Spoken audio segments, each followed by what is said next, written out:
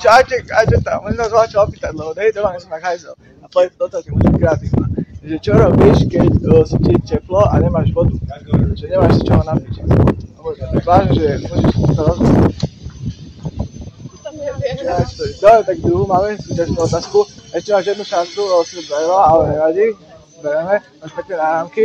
Tak, čo by si robila na Opustenom ostrove, keďže si máš vybrať, že jednu vec musíš piť do konca života, že buď nechutný rajčinový džús, čo chutí jak týždňový menštruačný cyklus 90% kakár, alebo musíš si vybrať, že vodku. Vodku. Takže by si radšej bola celý život najebaná, aby si vypila rajčinový džús? Áno. Dobre, cením, daj na to. Za to ťa uznávam.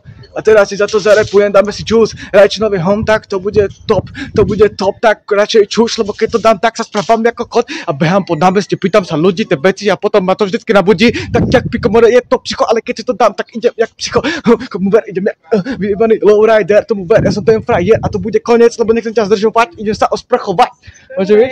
Dobre, tak cením vás, že ste takí, akí ste, ostaňte takí, akí ste a majte krásny deň.